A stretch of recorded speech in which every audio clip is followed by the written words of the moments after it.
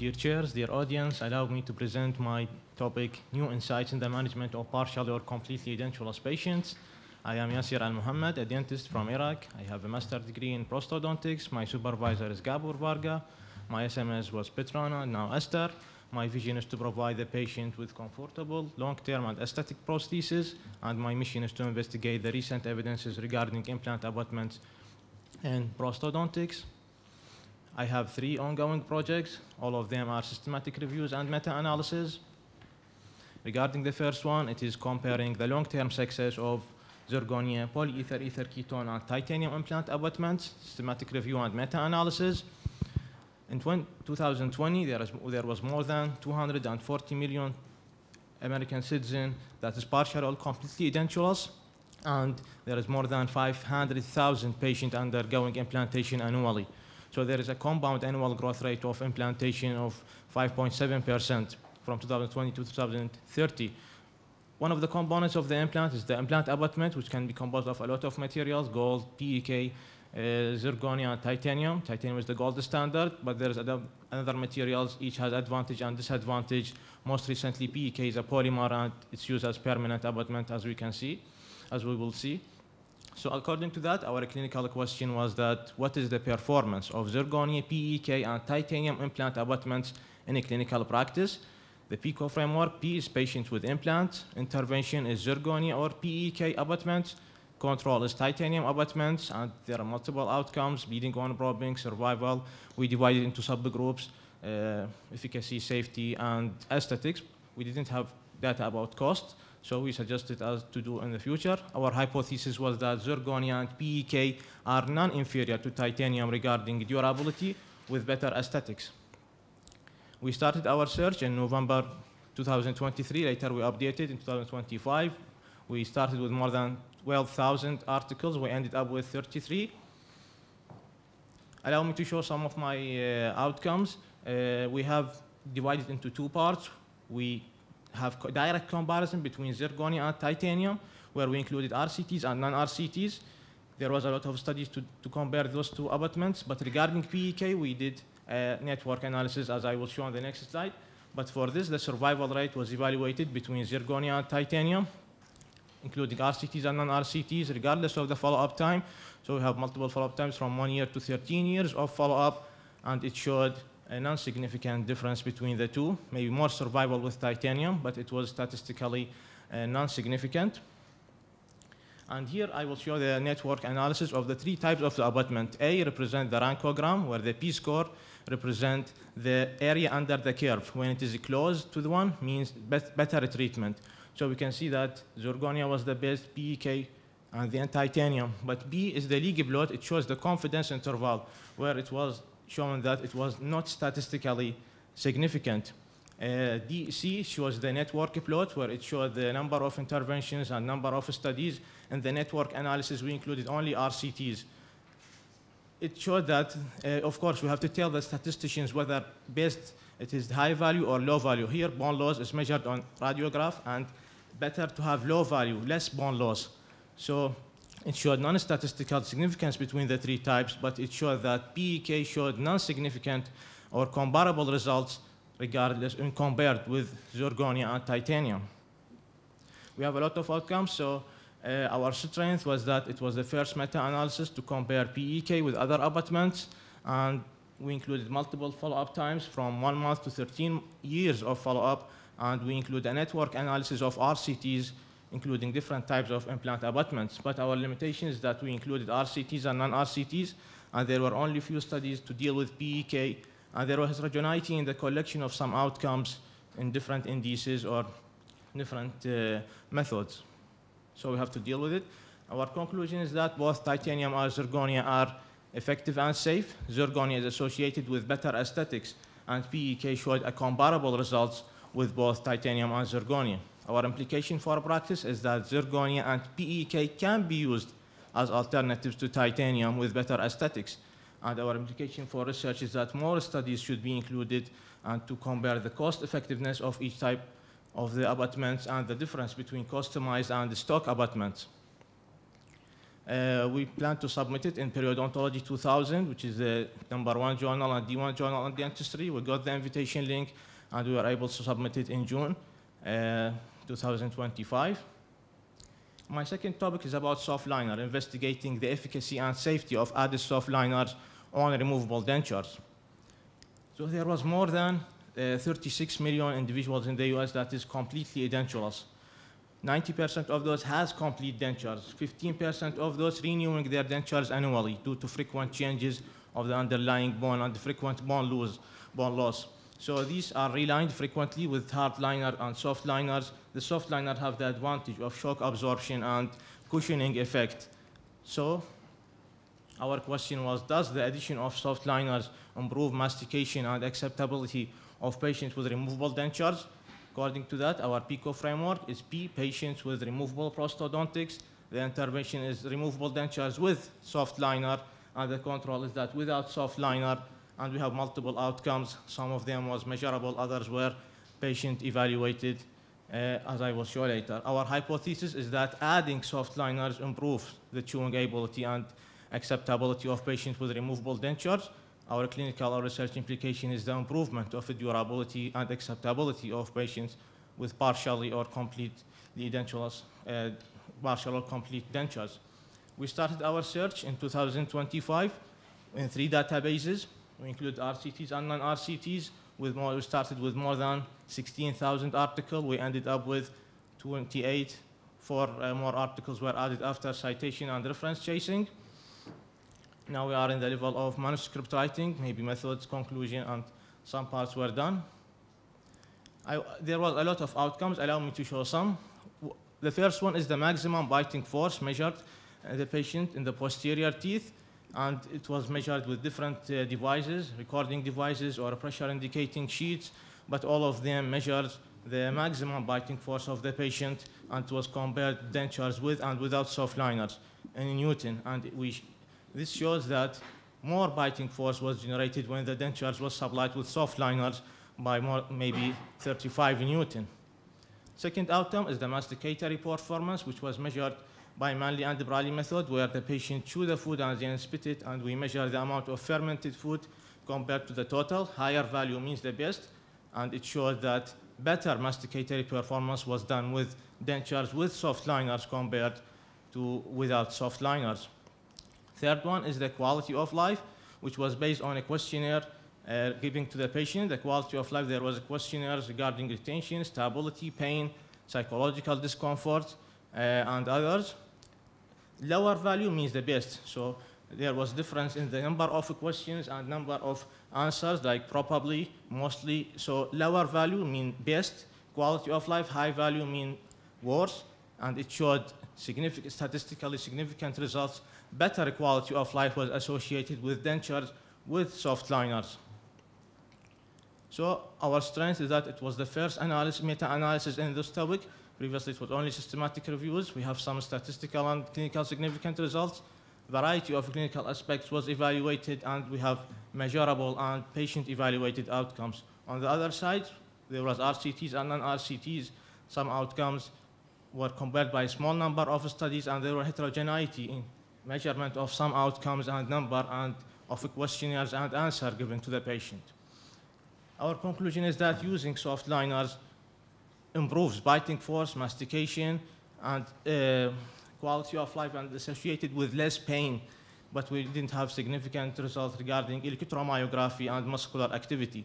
So we suggested the use of soft liners in lining and relining procedures, and we suggested the use of more RCTs comparing the cost effectiveness, acrylic and silicone types, and the lining and relining difference in the applications. I have also a third ongoing project, which is comparing the long-term survival and reasons of failure of direct and indirect restorations.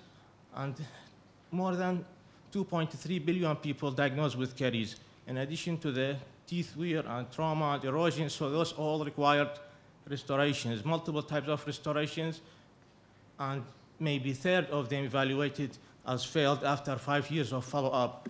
So we want to investigate the prevalence of survival of dental restorations in clinical practice and the reasons of failure of these restorations So we wanted to include all the comparison, maybe a network comparison between all types of restorations, and the outcomes was the survival, reason of failure, and preferably if we can find data about the mood of failure.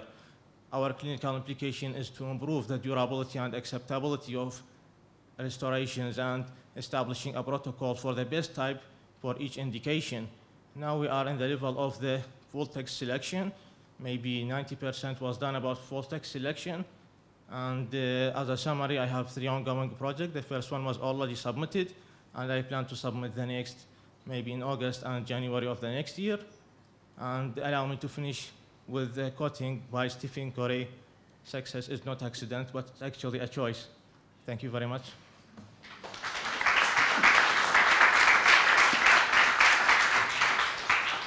I was just wondering, how do you define aesthetics and how are they correlated with patient satisfaction? Aesthetics. We evaluated aesthetics in 2 outcomes. We call delta E, which is the mucosal color difference of the mucosa with the abutment compared to the adjacent natural teeth. And the second one was the papillary index, where it was the ability of the papilla to fill the gap or the interdental area. And we were able to compare network analysis, the delta E, but regarding the papillary index, there was no enough data, but so we have only direct comparison between zirconia and titanium. And could you find data for patient satisfaction due to that? Or? No. It was all measurable outcomes, like no questionnaire or visual analog scale. I would jump to these reliners studies, because you are suggesting to use the soft reliners. But as far as I know, the soft reliners are not lasting very long, and also more prone for bacterial infections and everything else. So what would be the suggestion for the usage of soft liners? Indeed, most of the follow-up times was ranging from maybe 1 month, half a month, to 6 months maximum. So it has to be renewed after 6 months because it loses their cushioning effect and flexibility.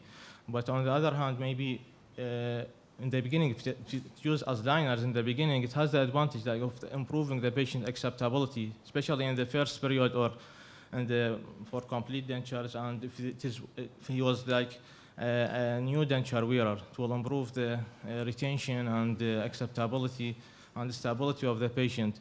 So mostly, of course, it has to be renewed after 6 months because it loses its effect. So it would be an interesting study to see how much the acceptance of the full denture is better for those patients who had initially soft base, or is it any change or not? Because for the hard one, we can also work on, it takes maybe a couple of weeks, but it can be adjusted very well. Now, does it need to have sort of bacterial retention for 6 months in order to have the...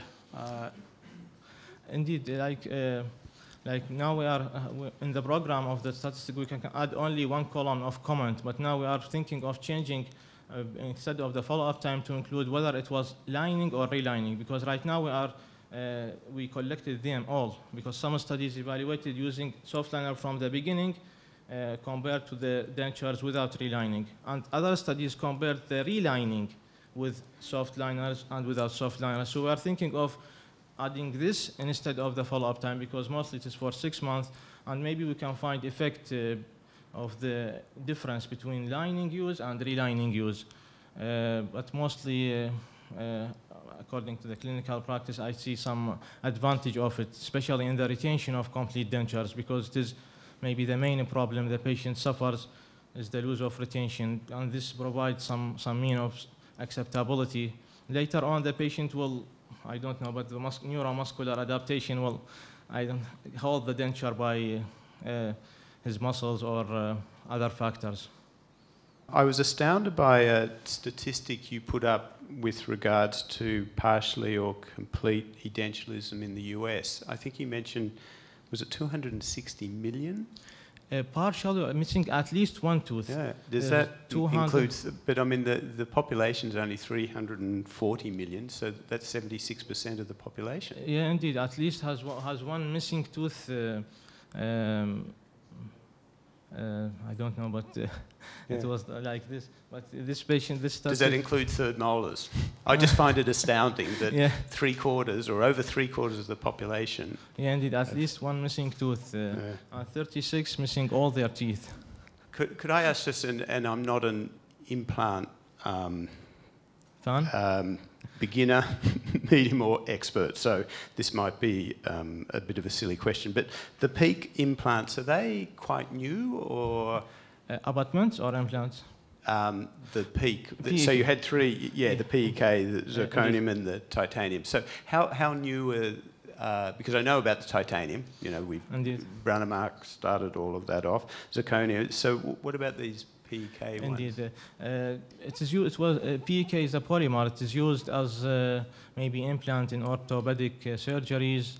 It is used as removable dentures. It has to be done by CAD/CAM system. It was used as temporary abutment.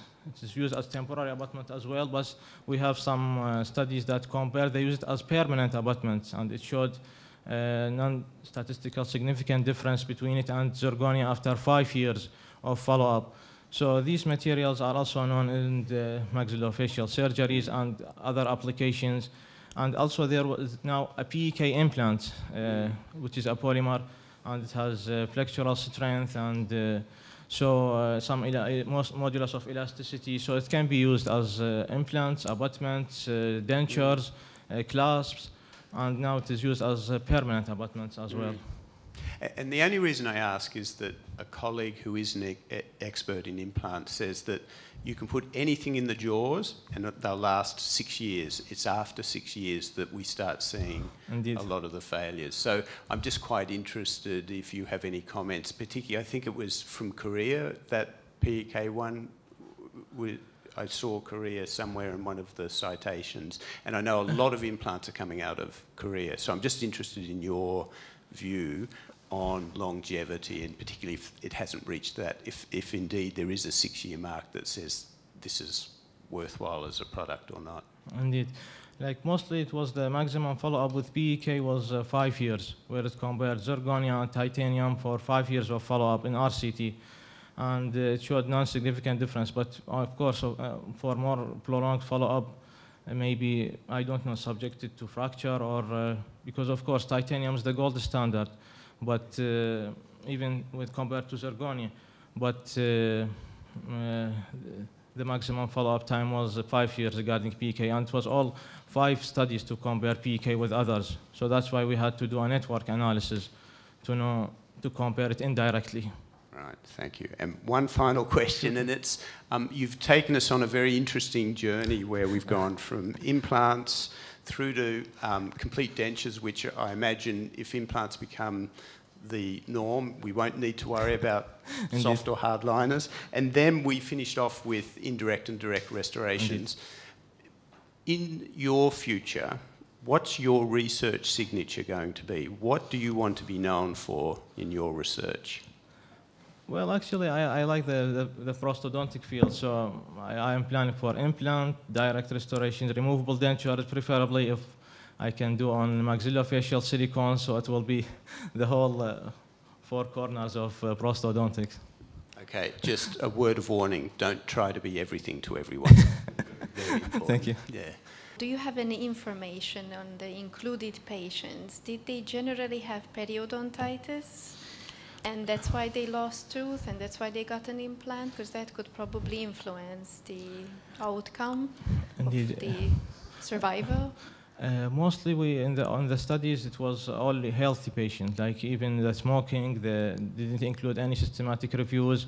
So mostly they were like healthy patients. But the reason for their loss, I think we didn't investigate that, or that was not maybe mentioned. But mostly they were in the healthy patient. That they excluded periodontitis patients? Yeah. Okay, and another question is that when you had an outcome of bleeding on probing, yes, and was it just measured around the implant, or did these studies consider measuring this in the other teeth of the patient, because the oral hygiene of the patient really influences this? And if we only compare the abutment BPOs in the different patients, then it's going to be a little bit different. Indeed. Actually, the most difficult outcomes, this was plaque index, bleeding gone probing, because there was multiple indices, and some collected as present and absent. Some give values 0, 1, 2, or something give percentage. So it was difficult to find like a common background so that we can compare them. But mostly they measure it only around the implant. They did not include the final score of the patient mouth. And of course, it has influence. Maybe bad oral hygiene maybe give different value than the other. But we considered as the secondary outcome. Maybe we mostly focused on survival, like aesthetics, and bone loss, probing there, because these are measurable, and with millimeters or something, or so maybe more accurate or give more estimate of difference between the interventions. In your second topic, do you think there's a difference between soft liners and soft reliners? Indeed, yeah, that was what we are thinking of doing in the next step, is the two things: the influence of time, difference in time, and the difference between liners and reliners, which maybe will include in the common type. But I think there is no difference, because here compared soft liners with and without, and reliners with and without. So I think there will be no much difference, but let's see what we can find. In your second topic, Yes. you mentioned some quality of life questionnaire Indeed. outcomes. Yes. And the nature of these quality of life questionnaires is that they are really variable, heterogeneous. So how did you deal with this heterogeneity of the questionnaires itself? Indeed, it was like different number of questions, maybe 19, 15, 8, 5, and the number of answers available for the patient was also different, like never, 0, sometimes 1, probably, occasionally, so sometimes 0, 1, 2, 3, 4, sometimes 0, 1, 3. That's why we did something like, we know what is the minimum value, for example, from 0 to 75, from 0 to 15, and we have some common scale by the statistician, so that it was all evaluated based on the same scale, and then we did the statistics. And my other question is regarding your first topic. You said that you did a pairwise meta-analysis of, I think, titanium versus zirconia, or I don't know, and then you did the same basically in the network framework as well. And were the results of the pairwise and the network meta consistent with each other? For the direct comparison, we included RCTs and non-RCTs to know the overall effect. And in the network, we include only RCTs. So, but mainly there it was consistent, but